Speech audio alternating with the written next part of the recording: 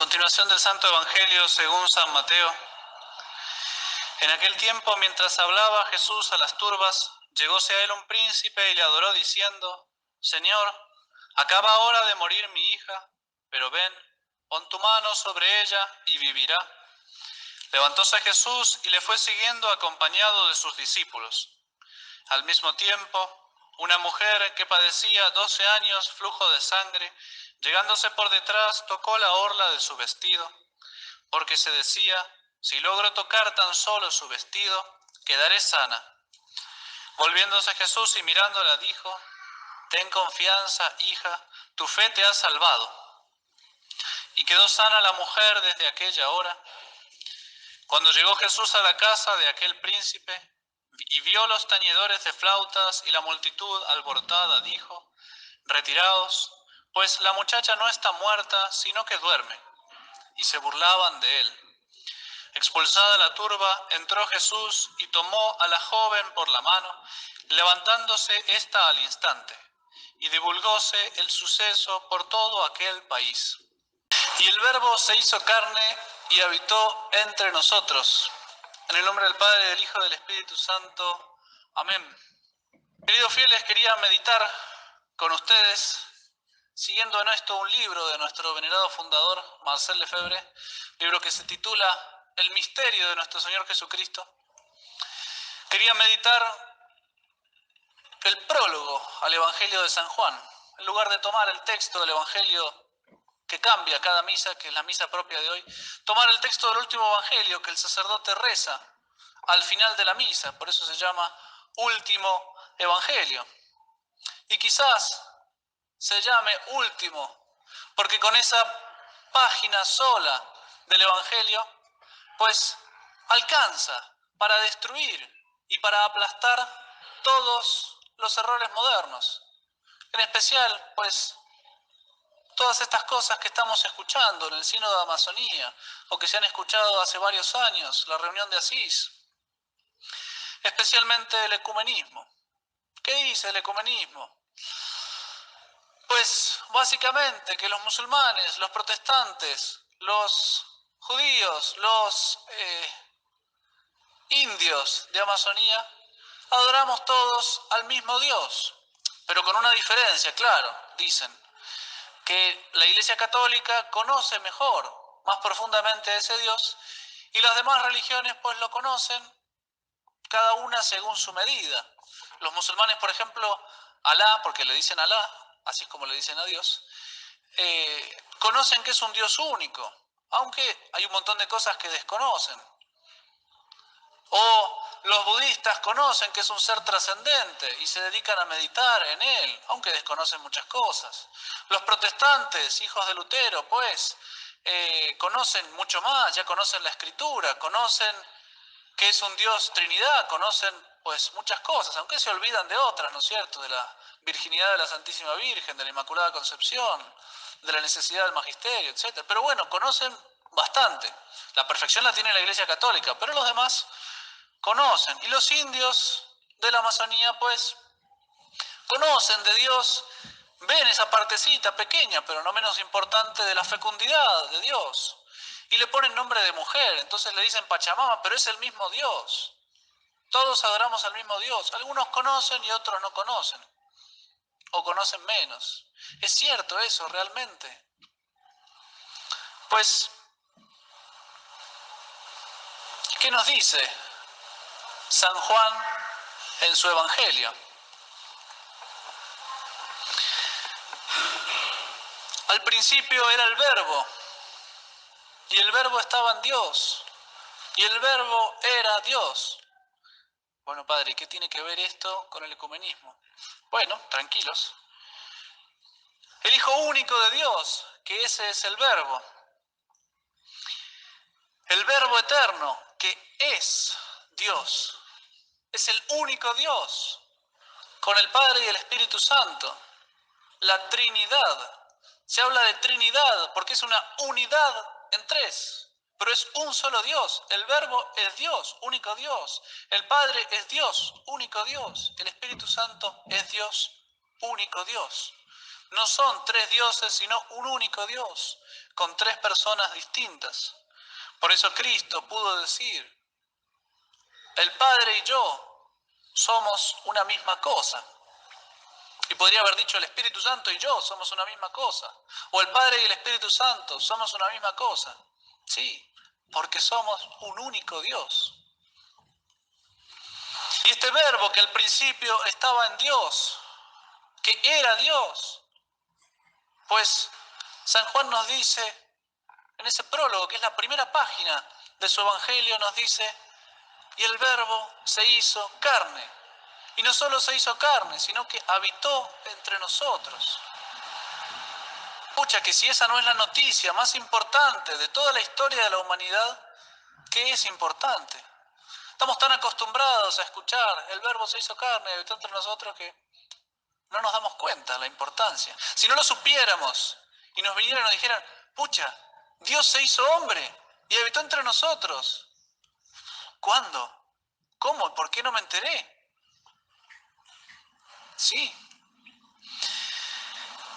El único Dios verdadero, creador de todas las cosas, viene a la tierra, entra en la historia no puede ser indiferente a eso.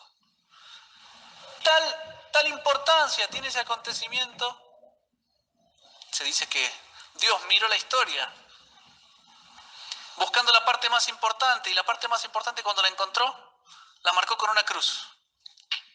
Sí, la cruz, nuestro Señor, Dios hecho hombre, es el centro de la historia, es la parte más importante de la historia.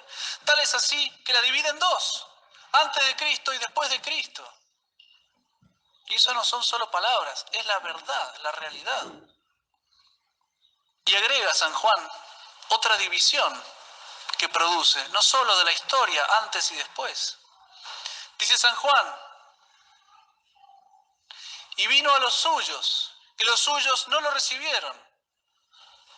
Y sigue, y los que lo recibieron, o sea que algunos sí lo recibieron, los que lo recibieron, a ellos les dio poder de llegar a ser hijos de Dios. Ese verbo eterno que viene a la tierra divide, no solo la historia, divide a todos los hombres, entre los que lo recibieron y los que no lo recibieron. Son solo dos grupos, no hay más, no hay otra posibilidad. O estamos con los que lo recibieron o estamos con los que no lo recibieron. El que no está conmigo está contra mí. No hay indiferencia posible. Estas palabras son profundísimas, estas palabras dividen, no solo a los hombres aquí en el tiempo, dividen la eternidad. Estas palabras dividen el cielo del infierno. No es el cielo, sino las almas que están conmigo, dice nuestro Señor, por toda la eternidad. ¿Y qué es el infierno? Sino las almas que están con toda la eternidad. ¿Cómo alguien puede decir, bueno, lo que hacen en la Amazonía está muy bien, conocen algo de la divinidad? Discúlpeme, ¿tienen idea que vino Dios a la tierra y que ese Dios tiene nombre, que se llama Jesús? El que no está con Él, está contra Él. ¿Tienen idea que según eso se van a salvar o se van a condenar? ¿Acaso ha habido otras encarnaciones de Dios? En Buda, en Lutero, en Mahoma. Díganme, porque sería interesante saber. Si ese hombre, Jesús, es Dios, pues entonces tiene derecho absoluto, a que todos los hombres, sin excepción, lo adoren. Tiene derecho absoluto a que todos los hombres, sin excepción, lo escuchen. Tiene derecho a que todos los hombres, sin excepción, lo obedezcan. ¿Para qué vino a la tierra? ¿Para hablar al aire? No, fuego he venido a traer a la tierra. ¿Y qué quiero sino que arda?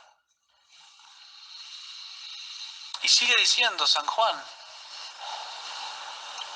y de su plenitud todos nosotros hemos recibido gracia sobre gracia. De su plenitud. Acordar a la historia de José del Antiguo Testamento, historia hermosa. José, sacado de la prisión en la que estaba injustamente, es llevado a la presencia de Faraón, porque tiene fama de interpretar los sueños. 7 vacas gordas, 7 vacas flacas. Las 7 gordas, pues que había soñado Faraón, son 7 años de abundancia en Egipto. Va a haber una cosecha como nunca hubo durante 7 años. 7 vacas flacas, ¿qué va a pasar? 7 años de hambre, no solo en Egipto, en todo el mundo. De tal manera que nada se va a poder cosechar. Y José le dice, bueno, lo que tendrías que hacer, no solo le interpreta el sueño, sino tendrías que poner a alguien a cargo que cobrara impuestos de todas las cosechas, una quinta parte, y la acumulara en tus graneros, de tal manera que ahorres ahora para los tiempos de escasez y estés holgado, que puedas distribuir, puedas moverte con tranquilidad. Faraón le dice, muy bien, no solo has interpretado el sueño, sino que además me has dicho palabras de sabiduría. ¿A quién podré encontrar más sabio que tú? Que el mismo Dios habla para poner a cargo de mi casa. Y lo constituye primer ministro, segundo hombre después de él, con poder absoluto sobre el reino. Y tal es así que cuando llega ese hambre y la gente viene a pedirle a Faraón, Faraón, que tú que has tenido buena cosecha, ayúdanos. No me pidáis a mí, id a Joseph. Vayan con José, pídanle a José, es él el que tiene el poder, es él el que administra. Pídanle a él, si él os da tendréis, si él no os da, ánimo. Y si no acudís a él, pues ciertamente moriréis de hambre. Tal poder tenía que mereció el nombre que le pone Faraón y que reconoce todo el pueblo el nombre de Salvador del mundo, lo dice la Escritura. José es llamador del mundo. Pues es lo mismo con nuestro Señor. Dios Padre es el Faraón que pone todas las gracias, las comprime y las pone todas en las manos de nuestro Señor. Él está lleno de gracias. Y si alguien viene a pedir gracia y no la pide por nuestro Señor, no siento, ni aunque le pidan al Padre, miren, id a Joseph, vayan con José, vayan a nuestro Señor. Si Él os da, tendréis, y si no le pedís, no tendréis. ¿Y quién más que nuestro Señor merece el nombre de Salvador del mundo? Nombre que le fue puesto por el ángel antes de que fuera concebido. Como que Dios lo pone como condición. Si voy a ir a la tierra, necesito el nombre de Salvador del mundo. Eso significa Jesús. Y el ángel le dice a la Virgen, y le pondrás por nombre Jesús. Y le repite a San José por si las dudas, le pondrás por nombre Jesús.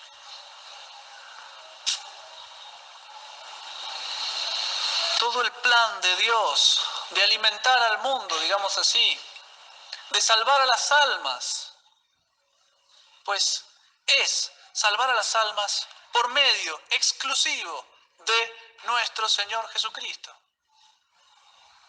No es opcional nuestro Señor. Si no se acude a Él, pues no se salva. La iglesia de Cristo no es opcional, porque es el modo como Cristo quiere distribuir sus gracias. La iglesia de Cristo es el cuerpo místico de Cristo, es una con Cristo, no es opcional. El que acude a ella se salva y el que no se condena. Fuera de la iglesia no hay salvación, es un dogma de fe definida por el magisterio. Ahora hay que entenderlo bien. El mismo catecismo precisa que este dogma, y Monseñor lo comenta, Monseñor Lefebvre, este dogma no significa que todo protestante se condena, que todo musulmán necesariamente se condena. No, puede haber almas que están en el error de buena fe y que se salven, pero no se salvan, y eso es clarísimo, no se salvan gracias a su error, no se salvan gracias a su religión, se salvan a pesar de su religión, a pesar de su error, y se salvan gracias a la Iglesia Católica, porque fuera de la Iglesia Católica no hay salvación. Las gracias de la salvación vienen de Cristo a través de su Iglesia. Es cierto que hay almas que no se unen a la estructura de la Iglesia, pero se unen, y lo han definido así los papas, al alma de la Iglesia. Pero cuidado, estas almas que se pueden salvar de alguna manera fuera de la estructura de la iglesia, son muy pocas, son muy pocas. Si no, no tendrían sentido las misiones, la iglesia se habría equivocado, porque los dejamos, ¿no es cierto? Si se pueden salvar así, pues ¿para qué ir a atravesar continentes, meses enteros, con peligro de morir todos en el camino, como hicieron los españoles con nosotros? La Iglesia Católica, atrás de los españoles. ¿Por qué hacer eso? Si se pueden salvar. Sí, se pueden salvar. Pero son tan raros los que se salvan sin la ayuda de la Iglesia Católica, del cuerpo de la Iglesia Católica, de la estructura de la Iglesia Católica. Son tan pocos los que se salvan como entre nosotros son tan pocos los santos canonizados. Que son muchísimos. Pero uno de cada cuántos. ¿De cada 100? No. ¿De cada 1000? No. De cada 1.000.000, yo diría. Entonces vale la pena ir a las misiones, vale la pena rezar por la salvación de las almas, vale la pena predicar el Evangelio. Claro que sí. Nosotros nos damos cuenta, es evidente. Si con todos los auxilios de la estructura de la iglesia, no digo de la gracia, sino todos los auxilios ya de los sacramentos, la comunión, la confesión, y no los sacramentos, los sacramentales, las bendiciones, el agua bendita, con la dirección espiritual de los sacerdotes, nos cuesta. ¿Qué sería de nosotros sin eso?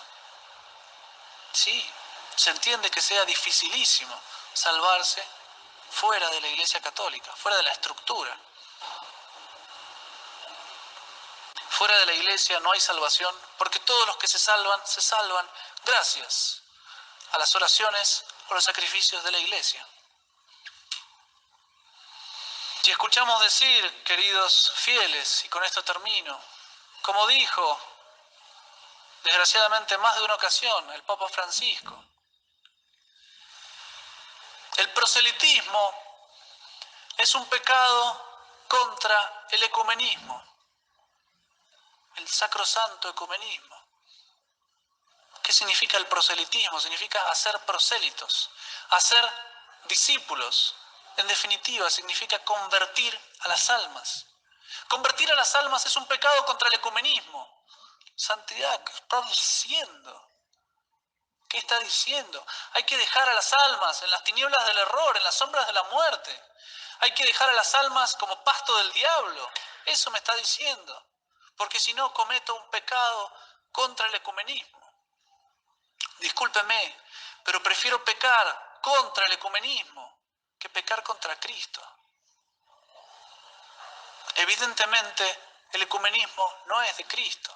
Porque Él dijo, id, y según el texto griego, haced discípulas a todas las naciones, haced prosélitas a todas las naciones, haced proselitismo con todas las naciones, bautizadlas en el nombre del Padre, del Hijo y del Espíritu Santo, enseñándoles a creer todo lo que yo les he enseñado.